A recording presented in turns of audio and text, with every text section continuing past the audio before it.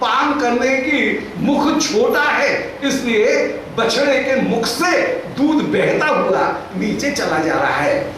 शावो स्नुता स्तन पर कवलास्म तस्तु, ये नीचे जो शाव है, शावक बछड़ा, वो स्तन पय का पूरी तरह से कवल के द्वारा पान नहीं, कौर के द्वारा पान करने में असमर्थ है।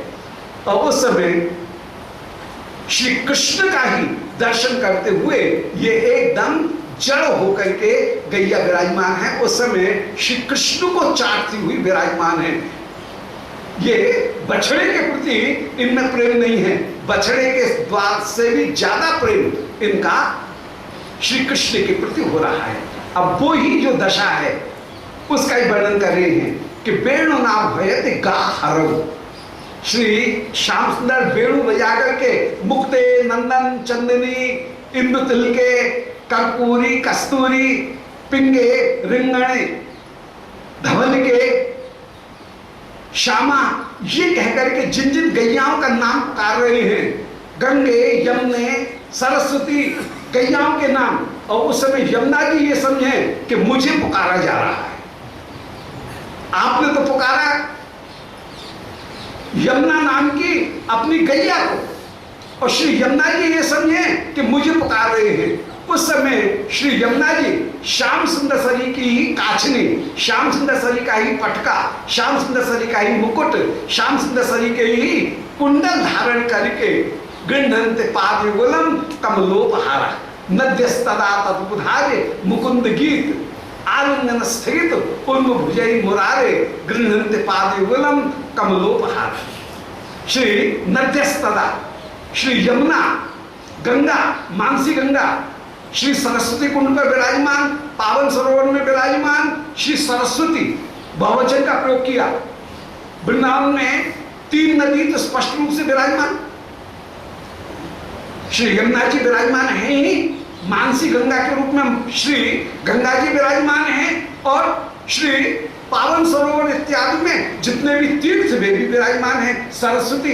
इसलिए सरस्वती, गोदावरी, कावेरी जितने भी तीर्थ हैं वे सब ब्रज में विराजमान, पावन सरोवर में विराजमान। तो नद्य जो बहुवचन का प्रयोग है वो बिल्कुल सार्थक प्रयोग है, क्योंकि कोई ये समझे कि ब्रज में तो केवल यमुना नदी है, सो बात नहीं है। नद्या बहुवचन का प्रयोग करके ये दिखलाया कि यहाँ पर सप्त कुंड, सप्त समुद्र कूप विराजमान है। ब्रज में सारे समुद्र विराजमान, सारे तीर्थ विराजमान, सारे केदारनाथ, बद्रीनाथ सभी तो यहाँ पर विराजमान है। ब्रज में कौन सी चीज नहीं है, सारे तीर्थ यहाँ पर विराजमान है। तो नद्य है कह करके सारे तीर्थ, सारे तीर्थ स्थल, सारे देव जहाँ पर धाम साक्षात रूप से श्री ब्रज में विराजमान है। तो नद्य में बहुवचन का जो प्रयोग बिल्कुल सार्थक है, यथार्थ है, वो कल्पना में नहीं है।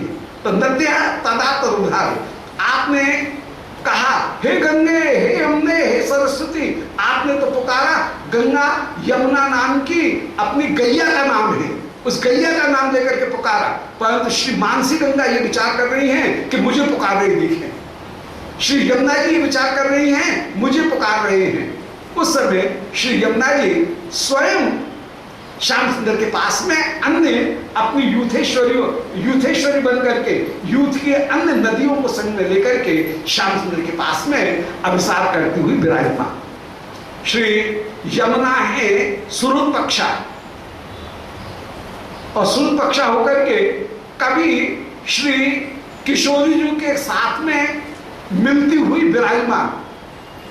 उस समय श्री किशोरी जी ने कभी हिडोरा में लीला में श्याम सुंदर ने तो धारण कर लिया है रूप श्यामा सखी का, और श्री प्रिया जी ने हिडोरा लीला में रूप धारण कर लिया है श्याम सुंदर का। दोनों वेश परिवर्तन करके खेल रहे। तो कभी विश्वान बाबा की पौड़ी के ऊपर जैसे हिडोरा है और उसमें शिवप्रिया झूल रही है, और श्री श्याम सुंदर उस समय गोपी वेश बना करके श्री विश्वान बाबा के यहाँ पर पहुंच जाए। यूं पहुंचेंगे तो पकड़ने में आ जाएंगे लाला जी कैसे आ गए, परंतु गोपी वेश बना करके आए तो सबकी सखी कह रही हैं कि हे सखी राधिके, अपने ये नई सखी आई है, इसको सम्मान दो ना। तो प्रथम तीज उसका नाम है सम्मान, द्वितीय तीज जो है उसका नाम है प्रेम विलास विवर्त। तो प्रथम तीज उनमें जैसे सम्मान दिया जाता है, ऐसे सब सखियों के कहने से श्री किशोरी जी ने जिस समय सम्मान दिया, और सम्मान देकर के सब पूछ रही हैं कि साथ साथ विराजमान हो, साथ साथ झुला लिया। फिर सब सखी पूछ रही हैं कि आपका गांव कौन सा है, नाम क्या है, गांव क्या है। श्री श्याम सुंदर मुख से नहीं बोल रहे हैं, बोले मुंह से बोले तो कहीं पोल खुल जाए, इसलिए घूंघट सा थोड़ा सा लगा रखा है और हाथ ऊंचा करके यूं कह रही वो नंदगाम की ओर जो हाथ है उसको ऊंचा करके बता रहे हैं। में राधे झूले हो पीरी पोखर पार, ये जो पद है, इस पद में यही भाव कहीं प्रकट किया गया कि उस समय जब श्री प्रियालाल झूल रहे हैं और सभी सखी पूछ रही हैं कि अरे नहीं सखी तू कौन नाम की है, तो गांव पहले तो कभी देखी ना है कोई, तू कहां से आई है। उस समय श्री श्याम सुंदर घूंघट और नीचा कर ले, श्री प्रिया जी के साथ में बैठे हुए हैं और हाथ ऊंचा करके देखा वो गांव है मेरे को। तो बरसात नंदगाम की ओर गांव कर हाथ करके जैसे ऊंचा ऊंचा हाथ करके जैसे बताते हुए विराजमान है। उस समय सब सखी पहचान गई श्याम सुंदर को, और श्री ललिता ने धीरे से श्री राधिका के कान में कहा, बोले हरी सखी ये श्यामा सखी कोई ना है, ये तो तेरे प्राण धन है। उस समय प्यारे आए हैं, इनको सम्मान देते हुए विराजमान हो। ऐसे संक्षेप में जो संकेत में श्री विशाखा जी ललिता जी श्याम सुंदर के आगमन की सूचना जब श्री किशोरी जी को दे, किशोरी जी परम परम आनंदित होकर के विराजमान। और प्रियालाल को जिस समय जब किशोरी जी कहने लगती हैं प्यारे मेरे पायन पीर पिरानी अब न झूलूंगी मन मोहना, प्यारे मेरे चरणों में अब तो झूलते झूलते मेरी पिडरी पिरान लगी है, दर्द करने लगी है, अब नहीं झूलूंगी। उस समय सब सखियों ने हाथ पकड़ करके श्री प्रियालाल इनको उतारा और उतार करके जिस समय कुंज मंदिर में ले जाएं, प्रियालाल को शयन कराती हुई सब विराजमान हो। उस समय श्री प्रिया जी ने श्रृंगार धारण कर दिया है श्याम सुंदर का। श्री श्याम सुंदर आज प्रिया के श्रृंगार को धारण करके विराजमान है, और गोरे लाल सामरी प्रिया के साथ में विलास करते हुए जब आनंद पूर्वक प्रेम विलास वर्त में तीजी तीज दूसरी तीज, उस दूसरी तीज में जिस समय विलास करते हुए विराजमान, उस समय ही यदि कभी वो श्रृंगार धारण करके श्री किशोरी जी विराजमान, और मिलन के बाद में जब श्री यमुना जी कभी स्रोत पक्षा होकर के जैसे प्रातः काल के समय श्री यमुना जी पधारी, श्यामला जी पधारी, मंगला की लीला में वर्णन कर आए हैं, ऐसे ही स्रोत पक्षा श्री यमुना जब श्री राधिका के पास में पधारी और पूछ रही हैं, बोले अरे सखे श्याम सुंदर के साथ में तेरा जो विलास, उस विलास का सुख आहा अद्भुत होकर के विराजमान, तू इतनी व्याकुल क्यों हो रही है। और उस समय श्याम श्री यमुना जी की छवि अंग कांति जब श्याम सुंदर से मिलती जुलती श्री राधिका दर्शन करें, उस समय अत्यंत अत्यंत विभल हो जाए, और विभल होने पर कह रही हैं कि अरे तेरी अंग कांति तो प्यारे से यूं मिलती है, उन्हार तो तेरी प्यारे से मिलती है, प्यारे का श्रृंगार भी तो तुझे धारण करा के देखूं तू कैसी लगे। ऐसा कहकर के जो श्रृंगार किशोरी जी ने स्वयं ने धारण कर रखा था, उस श्रृंगार को ही श्री यमुना जी को धारण करा दिया। स आ यमुना, श्याम सुंदर जैसा मुकुट, श्याम सुंदर जैसे कुंडल, श्याम सुंदर जैसा पटका, श्याम सुंदर जैसी बनमाला, श्याम सुंदर जैसे ही नूपुर, श्याम सुंदर जैसे बाजूबंद, श्याम सुंदर जैसे ही सर्व स्वरूप को धारण करके विराजमान। जब विराजमान श्री यमुना जी उस रूप को धारण करके जब पधारी, सखी से विदा लेकर के आई, इतने में ही श्याम सुंदर ने अपनी गैयाओं को बुलाने के लिए बंशी बजाई। हे यमुने, हे गंगे, हे सरस्वती। श्री यमुना जी ये समझ रही हैं कि मुझे बुलाया जा रहा है। ऐसे ही सुनते ही श्री यमुना जी यों ही धर दौड़ी, अपना श्रृंगार भी परिवर्तन नहीं किया और यों ही श्री यमुना जी धर दौड़ी श्याम सुंदर के पास में आई। सनद्यस्तदा तदुपधार्य मुकुंद गीत, आवर्त लक्षित मनोभव भग्न वेगा, आलिंगन स्थगित उन्म भुजैन मुरारे, गृह्णन्ते पाद युगलम कमलोपहारा। श्रीमद् भागवत में यमुना जी की उसी लीला का वर्णन कर रहे हैं कि नद्यस्तदा, उस समय वृंदावन की जितनी भी नदी उनमें प्रधाना श्री यमुना। तो यमुना, मानसी गंगा, सरस्वती, कावेरी, गोदावरी, जितने भी कृष्णा, सारी नदियों को साथ में लेकर के, यूथ की नदियों को साथ में लेकर के यूथेश्वरी श्री यमुना जो श्री श्याम सुंदर के पास में आई। नद्यस्तदा तदुपधारे मुकुंद गीत, आज मुकुंद के द्वारा गाए गए उस गीत को श्रवण करके श्री यमुना जो दौड़ करके आई। आवर्त मुद्दस्तदा मुकुंद गीत, तो उस मुकुंद गीत को श्रवण करके आवर्त लक्षित मनोभाव भग्न वेगा, यमुना में लहर नहीं आ रही है, मानो मनोभाव माने कामदेव के जो लहर हृदय में उत्पन्न हो रही है वो लहर ही आधे भौतिक श्री यमुना में भी प्रकट होती हुई चली जा रही है। यमुना में भी वही लहर आ रही है। तो नद्यस्तदार मुकुंद गीत, मावर्त लक्षित मनोभव भग्न वेवा, आवर्त जो लहर है उनके द्वारा मनोभव कामदेव उनके ही वेग जिनके प्रकट हो रहे हैं। और आलिंगन स्थगित उर्म भुजे, आज श्याम सुंदर के चरणों का आलिंगन करने के लिए ये अपने लहरों को जो आगे बढ़ाएं, तो जहां यमुना की लहर होनी चाहिए उससे भी आगे बढ़ करके श्याम सुंदर किनारे पर खड़े हुए हैं। गैयाओं को जल पिलाने के लिए आप गैयाओं को पुकार रहे हैं, यमुने, गंगे, सरस्वती, और श्री यमुना जी उस समय लहरों को बढ़ा करके श्याम सुंदर के चरणों का स्पर्श कर देती है। तो आलिंगन स्थगित उर्म भुजै, उर्मी रूपी अपनी भुजाओं के द्वारा श्याम सुंदर के चरणों को यमुना छू लेती, माने लहर बढ़ती हुई श्याम सुंदर तक किनारे तक पहुंचाती है। और गृह्णन्ते पाद युगलम, श्याम सुंदर के दोनों चरणों को ग्रहण करते हुए कमलोपहारा, लहर से ही श्री कमल छड़ी उनको श्री श्याम सुंदर को प्रदान करती हैं। इतने में ही आध्यात्मिक जो यमुना स्वरूप भूत धारण करके जो श्री आदिदैविक जो यमुना विराजमान है, वे आदिदैविक यमुना भी श्री श्याम सुंदर को कमल माल हाथ में लेकर के पधारी।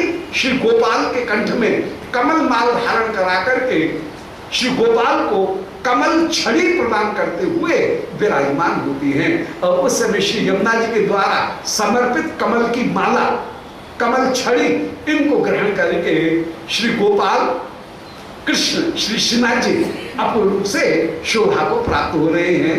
कमल छड़ी, कमल माल, उनको धारण करके वे विराजमान है।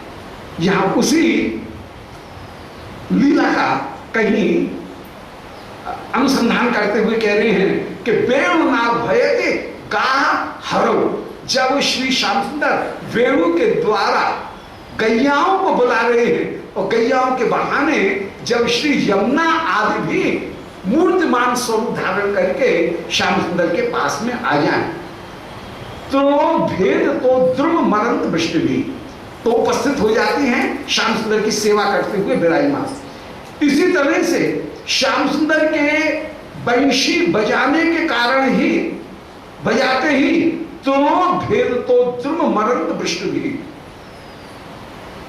जो वृंदावन के रूखे कोई ठूंठ वृक्ष, उसके ऊपर कोई पक्षी बैठा हुआ था, परंतु जैसे ही श्याम सुंदर ने बंशी बजाई, उस वेणुनाद को सुनकर के वो पक्षी प्रेम में विफल हो गया। उस पक्षी का दर्शन करके सभी गोपिकागण एकदम आश्चर्य में होकर के ताली बजाती हुई प्रमदाओं की बोली में कह रही है कि कोई मां देख तो सही, प्रायो बताम्ब बेगा खल। ये पक्षी जो है बेगा, ये प्रायो बताम्ब बेगा, ये पक्षी नहीं है। हमको तो ये लगता है कि ये पुराने कोई ऋषि गण ही हैं, सनकादिक ही वृंदावन में कहीं पक्षी बन करके तो नहीं आ गए, कहीं नव योगेश्वर वे ही तो वृंदावन में पक्षी बन करके विराजमान नहीं हो गए। प्राय बता में भेगा खल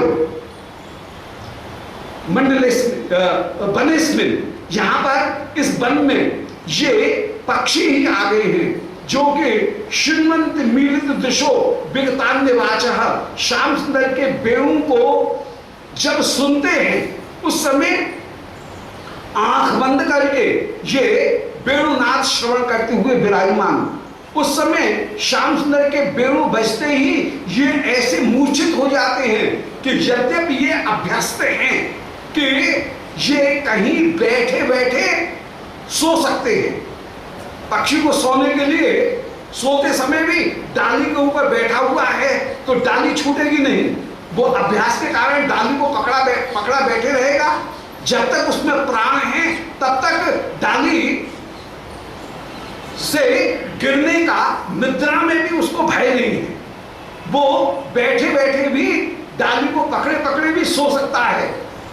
परंतु ये वृंदावन के पक्षी कोई ऋषि ही हैं और ऋषि होकर के श्याम सुंदर के वेणुनाद को श्रवण करके ये इतने प्रेम में विफल हो रहे हैं कि इनको होश ही नहीं है, इनकी अपूर्व समाधि लग गई।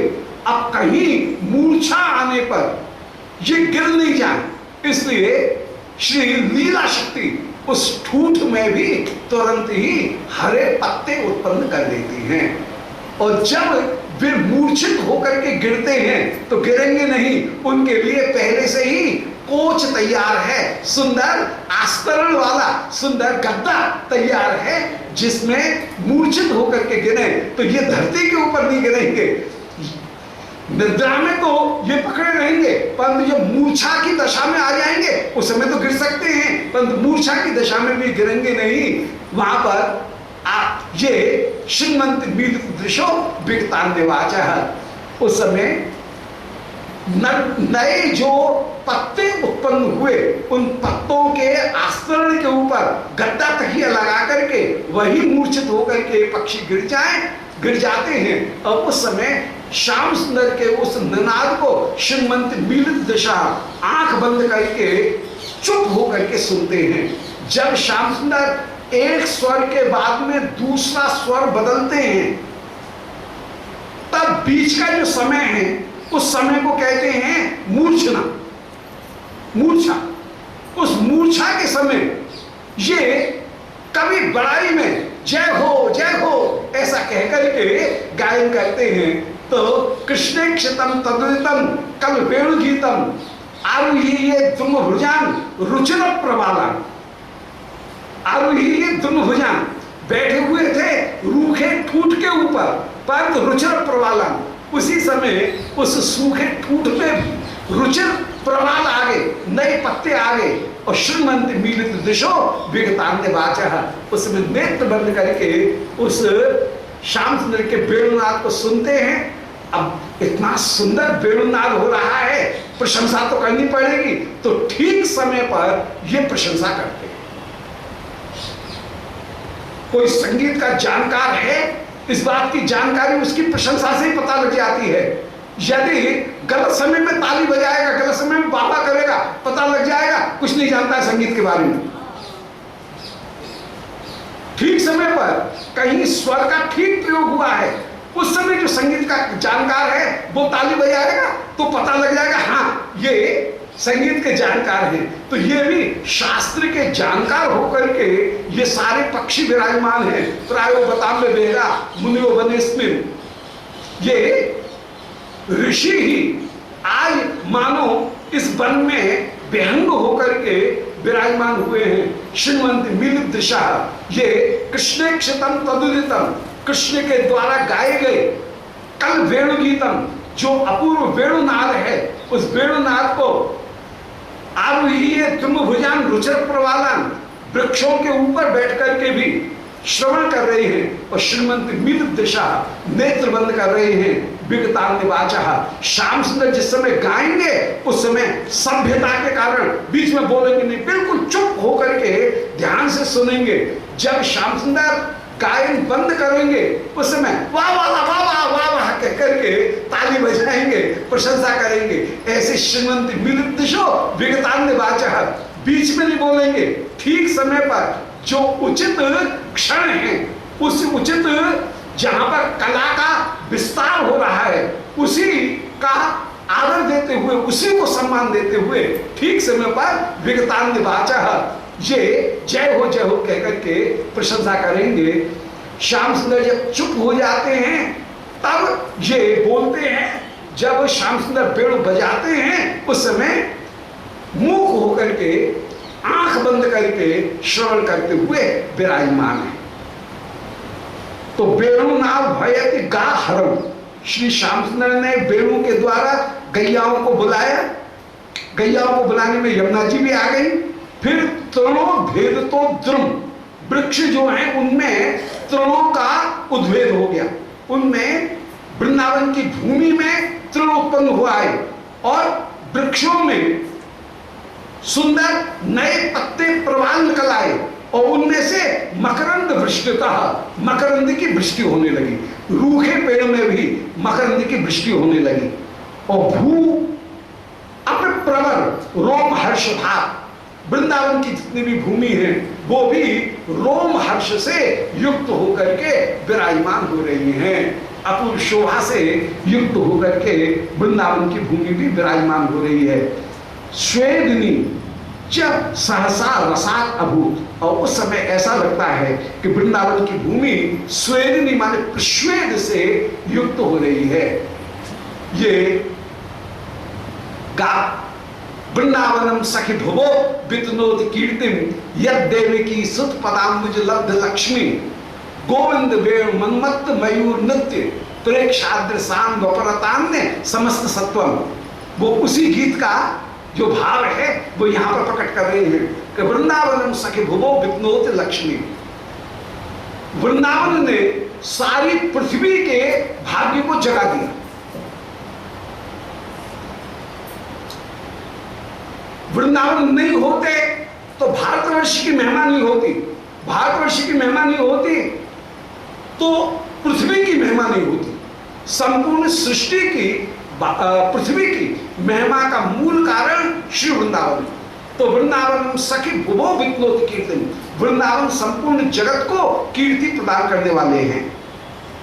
यद राम कृष्ण चरण स्पर्श प्रमोद, जो राम कृष्ण इन चरण के चरण वृंदावन सखी भुवो वितनोद कीर्तन, दामोदर अधर सुधाम, जो दामोदर उनकी अधर सुधा इनसे युक्त होकर के विराजमान हैं। और जहां पर जो मयूर हैं वे अपूर्व रूप से नृत्य करते हुए विराजमान, सारे पशु पक्षी जहां आनंद पूर्वक क्रीड़ा करते हुए विराजमान हैं। तो वृंदावन वृंदावन संपूर्ण जगत को कीर्ति प्रदान करते हुए विराजमान। और वृंदावन की भूमि श्याम सुंदर के वेणुनाद को श्रवण करके रोम हर्ष भाग, रोम हर्ष धारण करके विराजमान है। और स्वेदिनी मानो प्रश्वेद से युक्त होकर के ये रोमांच और घास से युक्त होकर के विराजमान हो रही है।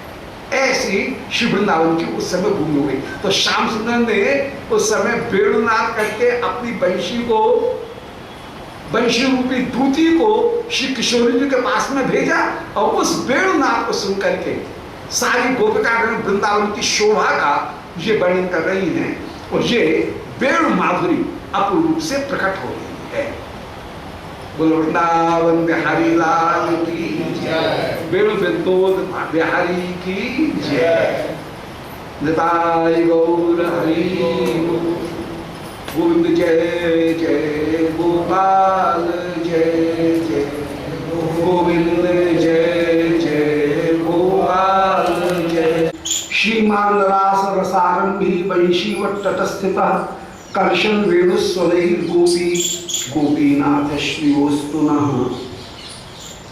वाञ्छाकल्पतरुभ्यश्च कृपा सिन्धुभ्यैव च पत्तानां पावनेभ्यो वैष्णवेभ्यो नमो नमः। श्री राधा प्राणबंधो चरण कमलियोर केश शेषाद्यगम्या या साध्या प्रेम सेवा वृज चरित परई गाढ़ लौलेकलभ्या सास्यात् प्राप्तायां तां प्रत्येक मधुना मानसी मत्स्य सेवां भाव्यां रागार्थ पानुधरी वृजिमन चलितम नैतिकम तस्य नौमि। बोलो वृंदावन बिहारी लाल की जय। कृष्ण परम मंगल श्रीमद कृष्ण भावनामृत महाकाव्य, जिसमें श्री ब्रजगोपिकागण उनको अपने पास में बुलाने के लिए श्री श्याम सुंदर ने वंशी बजाई है। वंशी बजाई है गैयाओं को एकत्रित करने के बहाने, परंतु तत्वतः संदेश जो दिया जा रहा है वो गोपियों को प्रदान किया जा रहा है। श्री श्याम सुंदर के उस वेणुनाद को श्रवण करके उस समय सारे वृक्ष उनसे मधुधारा प्रवाहित हो रही हैं। जितने भी पक्षी हैं वे सब मौन धारण करके विराजमान हुए हैं। ये कल के चरित्र में वेणुवादन का जो प्रभाव, वेणुवादन के माधुर्य, उसका वर्णन कल के कथा प्रसंग में प्रस्तुत में वर्णन कर रहे थे। श्री श्याम सुंदर ने जब वेणु के द्वारा श्री गैयाओं को बुलाया, उस समय जितनी भी गायें हैं वे भी सब श्याम सुंदर के पास में विराजमान हो रही हैं। श्री यमुना जी भी अपना नाम सुनकर के हे यमुने ऐसा सुनकर के आपने तो गैया का नाम लिया, परंतु श्री यमुना जी भी उस समय श्याम सुंदर के पास में आ रही हैं। तो वो सारी लीला जो है उस लीला का कहीं निरूपण कर रहे हैं। 44वें श्लोक में वर्णन कर रहे हैं। अष्टम सर्ग का 44वां श्लोक कि कीर के पिक संभते रपि स्तंभ माप रवसा सरस्वती। कीर माने तोता, केकी माने मयूर, पिक माने कोयल। इनकी संभते, इनका जो समूह है वो समूह की सरस्वती माने वाणी आज स्तंभ हम आओ चुप हो गई है, माने ये कोई भी बोल नहीं रहे हैं। और उस समय श्याम सुंदर के वेणुनाद को ध्यान पूर्वक श्रवण कर रहे हैं। और उसको देख करके गोपिकागण आश्चर्यचकित होकर के, जैसे श्रीमद् भागवत में कह रही हैं कि प्रायो बताम्ब बेगा मुनियो बनिस्मिन, हुई माँ अम्ब प्रायः मुनियो बनिस्मिन। ये जितने भी पक्षी हैं ये हमको ये लगते हैं कि संकालिक श्री कपिलादिक श्री नव योगेश्वर उनने ही वृंदावन में पक्षी बन करके यहाँ पर जन्म धारण कर लिया है। पुराने संस्कार जाते हैं नहीं, इसलिए पहले जो समाधि लगाने के संस्कार हैं इन पक्षियों में यों की त्यों दिखते हैं। और ये भी कृष्ण क्षतम, श्री कृष्ण का के द्वारा गाया गया तदुदितम कल वेणु गीतम, श्री कृष्ण के द्वारा गाए गए कल वेणु गीत को आरुही ये दुम भुजान, आज वृक्षों के ऊपर चढ़ करके रुचिर प्रवाला, उन वृक्षों में भी तुरंत ही प्रवाल नए पत्ते उगे आए हैं, मानो लीला शक्ति ने मूर्छित होकर के कहीं गिरे तो इनको चोट न लग जाए, इसके लिए सुंदर गद्दा तैयार कर दिया है। रुचिर प्रवाला, रुचिर प्रवाल जहां पर उत्पन्न हो गए हैं, ऐसे आरुह्य दुर्भुजान, वृक्षों के ऊपर ये पक्षी विराजमान हो रहे हैं। और श्रीमंत मीलित दिशा, पुराने मुनि रहे हैं, इसलिए इनमें मीलित दिशा, नेत्र बंद करके ध्यान करने की, मुनि पने की प्रवृत्ति इनमें सर्वदा विराजमान है। तो श्रीमंती मीलित दिशा, आंख बंद करके सुनते हैं, विगतान्य वाचा, और इनकी कोई भी वाणी ये प्रकट नहीं हो रही है। विगतान्य वाचा, इनमें वाणी